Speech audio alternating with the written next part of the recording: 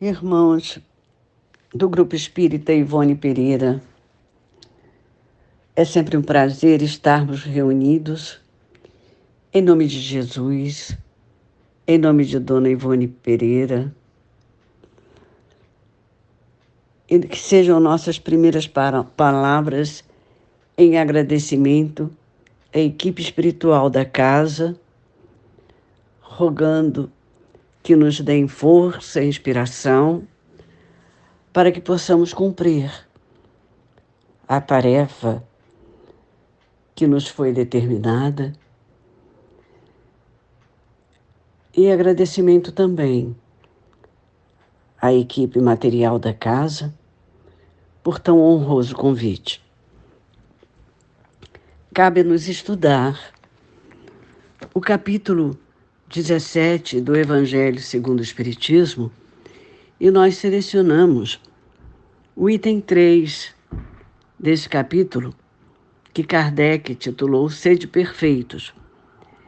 E no item 3, ele coloca como subtítulo o homem de bem.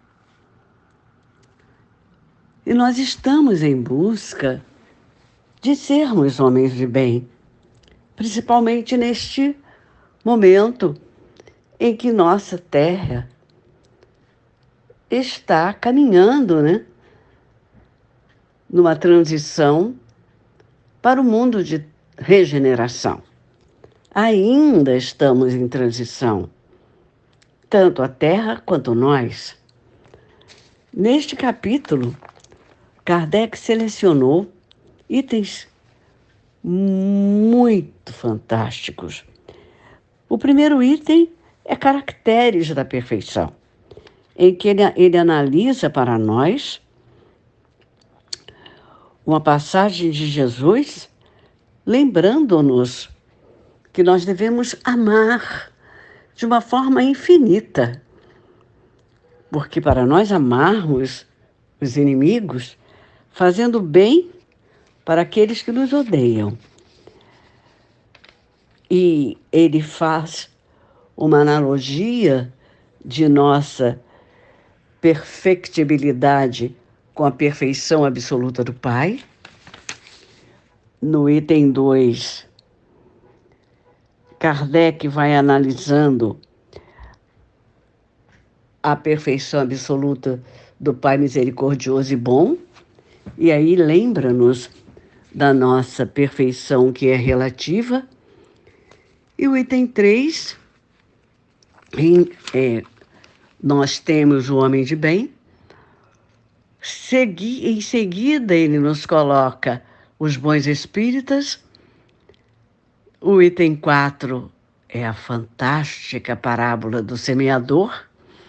Aliás, ficamos em dúvida se iríamos estudar hoje a parábola do semeador ou o homem de bem. Porque a parábola do semeador foi a única parábola que o Senhor Jesus nos explicou. Mas pensamos bem, por que não estudarmos o homem de bem?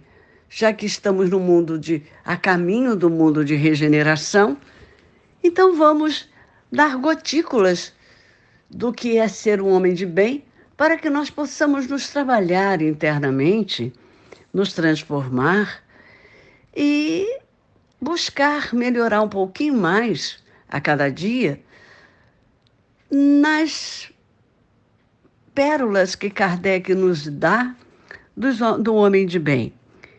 E nas instruções dos Espíritos, Kardec nos fala sobre o dever, a virtude, os superiores e os inferiores, o homem do mundo, e nos lembra do cuidar do corpo e do espírito. Então, este capítulo 17 é um capítulo que devemos nós nos preocupar em estudar muito a miúde. E no primeiro parágrafo deste item 3, Kardec nos coloca: o verdadeiro homem de bem é o que cumpre a lei de justiça, amor e de caridade na sua maior pureza. Olha só, ele já nos lembra que nós precisamos buscar cumprir a lei de amor, justiça e de caridade na sua maior pureza. Não tem brincadeira, porque quando em o Livro dos Espíritos, no capítulo 11, nos é colocada a reflexão, a última lei moral, exatamente esta, lei de justiça, amor e de caridade. É a que engloba quase todas elas. Se nós chegarmos a cumprir estas três, se nós formos justos, se nós conseguirmos vivenciar o verdadeiro amor e formos caridosos, tal qual Jesus entende, está na questão 886 de O Livro dos Espíritos. Nós gostamos muito de siglas, né? É o PIB, Perdão, Indulgência e Benevolência. Caridade tal qual Jesus entende. Se nós soubermos perdoar, se nós formos indulgentes e benevolentes, o que é perdão? Podemos dizer esquecimento de ofensa. Podemos esquecer, mas podemos ficar um pouquinho aborrecidos, podemos ficar um pouquinho ressentidos. Sim, porque se nós esquecermos definitivamente, nós vamos deixar que se nos machuquem outra vez. Mas nós temos que aprender a perdoar. Aprender a perdoar é como nos fala o Senhor Jesus, é dar a outra face, é não querer o mal do outro, é fazer o bem ao outro quando ele precisar de nós. Ser indulgente é ter doçura no coração. E ser benevolente é fazer o bem indistintamente, mas não é ser conivente com o mal. E ele continua: se ele interroga a consciência sobre os seus próprios atos, a si mesmo pergunta se violou essa lei. Que é essa lei? A lei de justiça, amor e de caridade. Se não praticou o mal, é aquela sugestão de Santo Agostinho no final do Livro dos Espíritos. No final do dia, eu vou perguntar à minha consciência quais foram os atos bons, os atos de bondade, né? Que ainda não sou um espírito bom. Se o Senhor Jesus, ao ser indagado pelo moço rico, disse que bom, só meu pai, entre aspas, né? Meu pai o é. Então, então, muito menos sou boa. Eu estou a caminho de aprender a ter bondade. Se não praticou o mal, se fez todo o bem que podia fazer. Então, nós temos que nos esforçar para fazer todo o bem que podemos fazer. Se desprezou voluntariamente alguma ocasião de ser útil. Então, se eu desprezei voluntariamente alguma ocasião de ser útil, então eu pratiquei o mal. Está na questão 642 do Livro dos Espíritos. Se ninguém tem qualquer queixa dele, se alguém tiver alguma queixa de mim, eu não cumpri a lei de amor, de justiça e de caridade. Enfim, se fez a outrem tudo o que desejara lhe fizessem. Porque nós precisamos sempre fazer ao outro o que nós desejamos que o outro nos faça. É a lei de amor. Amar ao próximo como a si mesmo. E no outro parágrafo, Deposita fé em Deus, na sua bondade, na sua justiça e na sua sabedoria. Sabe que sem a sua permissão nada acontece e se lhe submete à vontade em todas as coisas. Este parágrafo se resume na lei de adoração. Se eu tenho a minha vontade submetida à vontade de Deus, eu vivencio a lei de adoração em toda a sua integridade. Quando eu falo eu, é eu, humanidade. Não é eu em egoísmo, não. Eu, humanidade, eu, ser humano, vivencio a lei de adoração. Eu tenho a minha fé raciocinada. Tem fé no futuro. Razão porque coloca os bens espirituais acima dos bens temporais.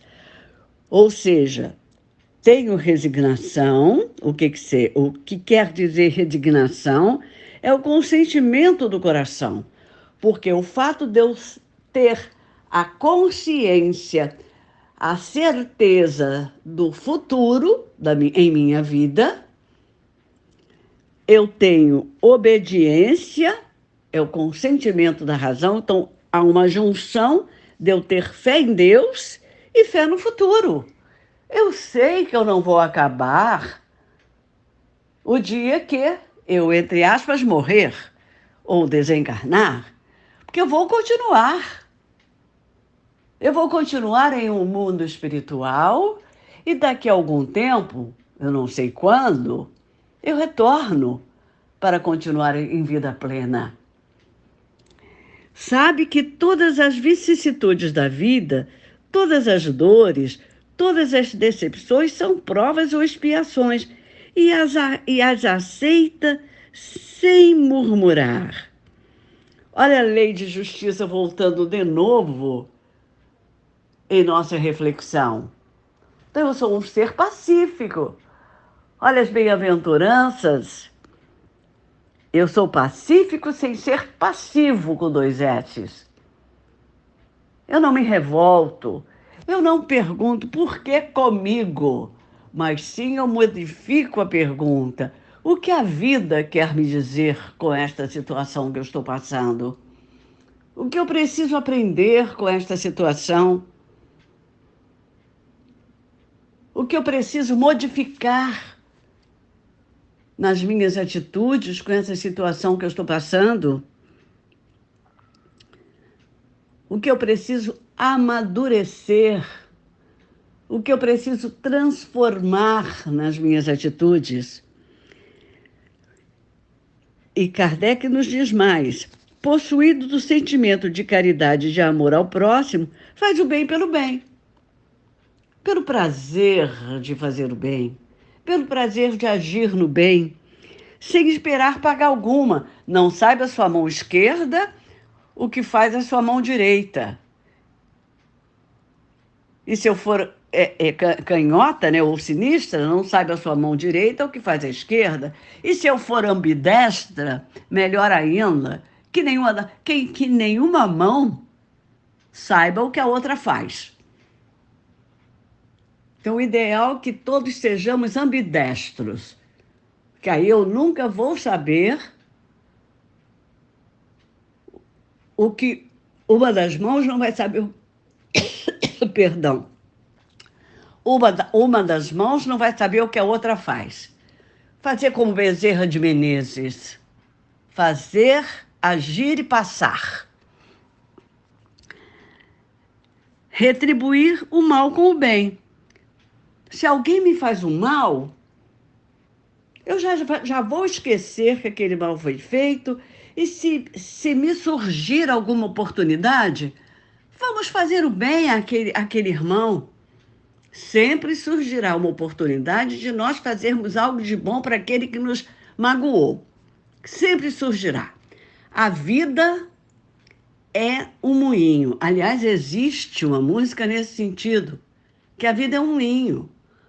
Nós estamos sempre uma montanha-russa. Então, nós sempre estamos tendo oportunidade de ajudar e ser ajudados. Toma a defesa do fraco contra o forte e sacrifica sempre os seus interesses à justiça. Voltamos aqui de novo à lei de amor, de justiça e da caridade. Aliás, a lei de amor, de justiça e de caridade, ou então, em outra, a ordem correta, né? A lei de justiça, amor e caridade, é o que pauta a nossa vida. É a que pauta a vida do homem de bem. Se eu for uma pessoa justa, se eu vivo o amor e se eu sou caridoso, eu vivo bem. Eu vivo a lei divina em sua integridade. Encontra satisfação nos benefícios que espalha, nos serviços que presta, no fazer de todos os outros, nas lágrimas que enxuga. Eu me lembro, lendo essa passagem, O Homem de Bem, de Dona Ivone Pereira. A Dona Ivone Pereira tinha prazer em ler os jornais para ver prazer de ler os jornais para ver as notícias dos nossos irmãos menos felizes que atentavam contra a vida, para orar por eles. Eram desconhecidos. Era o prazer de fazer o bem. E tem até uma passagem no livro dela, se minha memória não me engana, recordando a mediunidade, que ela vai na casa de uns conhecidos dela em Petrópolis, e quando ela chega num dos locais, num dos cômodos da casa, ela começa naquela mediunidade espetacular, ela começa a se sentir assim, meio incomodada, entre aspas, né?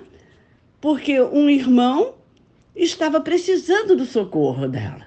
E ela começou a conversar com ele e ela o socorre naquele momento.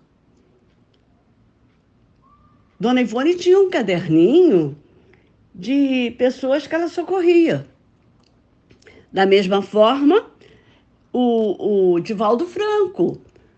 E num dos momentos em que ele não estava muito feliz, ele estava meio melancólico, ele sente passos adentrando em seu quarto e ele olha para trás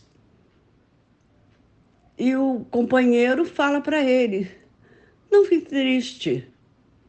Se você não está bem, nós também não ficamos bem. Que nós precisamos de você bem. E ele pergunta: mas quem é? Quem você é? E aí aquele companheiro diz: eu sou um dos para quem você ora. E se você está melancólico, se você não está bem, você não vai conseguir orar para nós com tanto amor. Então nós vemos que nós precisamos, pelo bem daqueles a quem nós fazemos bem, mesmo os nossos companheiros e irmãos desconhecidos, estar bem, para poder exalar, espargir o nosso amor através de nossas preces. Porque as preces que nós doamos com amor são as consolações aos aflitos. Está nesse item aqui. Então, o seu primeiro impulso é para pensar nos outros, antes de pensar em si. É para cuidar dos interesses dos outros antes do seu próximo. E ele encerra esse parágrafo. O egoísta, ao contrário, calcula os proventos e as perdas decorrentes de toda ação generosa. Então, se nós queremos ser homens de bem para fazer o bem, então nós não temos que tirar o egoísmo e sermos altruístas. O homem de bem é bom, humano e benevolente, para com todos, sem distinção de raça nem de crença, porque vê em todos irmãos seus. Então, é a lei de igualdade, é fazer o bem pelo bem. Nós vamos correr um pouquinho. É belíssimo esse item. É indulgente para as fraquezas alheias, porque sabe que também necessita de indulgência. E tem presente essa sentença do Cristo: atira-lhe a primeira pedra aquele que se achar sem pecado. E nós sabemos que ainda precisamos de indulgência. E nunca se compraz em rebuscar os defeitos alheios, nem ainda em evidenciá-los. Se a isso se vê obrigado, procura sempre o bem que possa atenuar o mal. Aqui nós nos lembramos de uma história, à época que nós éramos evangelizadoras, e uma companheira nossa do Conselho Estadual Espírita, ela nos falou numa reunião do seu o seguinte, que a vida, isso eu guardei muito, a vida é uma fila indiana e nós carregamos duas mochilas. À nossa frente, a mochila das nossas qualidades. E nas nossas costas, a mochila dos nossos defeitos. E andando nessa fila indiana, nós só vemos a mochila dos defeitos de quem está à nossa frente. E olhamos sempre as nossas mochilas das virtudes. Por isso é que nós gostamos de apontar o defeito dos outros. Esquecidos que quando nós apontamos o defeito dos outros, nós temos 3 dedos nos apontando. Por isso que nós temos sempre que lembrar desta passagem de Jesus, do atire a primeira pedra, aquele que se achar sem pecados. Porque nós precisamos, como nos diz o parágrafo posterior, estudar as nossas próprias imperfeições. Nós temos várias imperfeições. E nós não temos que dar valor ao nosso espírito, como nos diz o parágrafo posterior, e nem aos nossos talentos. Nós temos, sim, vários talentos, mas nós não temos que nos supervalorizar. Nós não temos que nos envaidecer das nossas capacidades e não temos que abusar dos bens que nos são concedidos, porque somos todos administradores infiéis. Porque quando nós volvermos ao mundo espiritual, nós vamos ser cobrados de todo o bem que nós fizemos, mas não de todo o bem que nós tínhamos. Porque o verdadeiro tesouro é aquele que nós, como nos diz Joana de Ângeles, que a traça não rói, o ladrão não rouba e a ferrugem não consome. E como nos fala Jesus, o que nós carregamos no nosso coração. E o espírita é aquele que estuda e aceita com fidelidade os salutares princípios doutrinários para operar com o tempo a sua renovação e a renovação da humanidade. Este é o verdadeiro espírita. Então nós temos que ter muito cuidado com o viver e o vivenciar os estudos doutrinários que nós temos, porque, como também nos diz o Evangelho, reconhece-se o verdadeiro espírita pela sua transformação moral e pelos esforços que emprega para domar suas inclinações mais. Então, se nós quisermos realmente buscar ser homens de bem, e sermos perfeitos para ajudar na regeneração do nosso mundo, para transformar o nosso planeta Terra, este planeta belíssimo azul que nos acolheu para a nossa transformação e elevação moral, vamos domar as nossas más inclinações, nos transformar, semear boas sementes e vivenciar o amor. É só o que Jesus nos orienta a amar infinitivamente. Como Ele nos ama. Ele nos enviou tantos trabalhadores que nos mostram tantos exemplos. Então, amemo-nos como Jesus nos ama e que Ele possa sempre nos orientar, nos embalar, que nós consigamos abrir os nossos corações aos seus conselhos. Que assim seja, queridos irmãos, e um beijo no coração de todo mundo.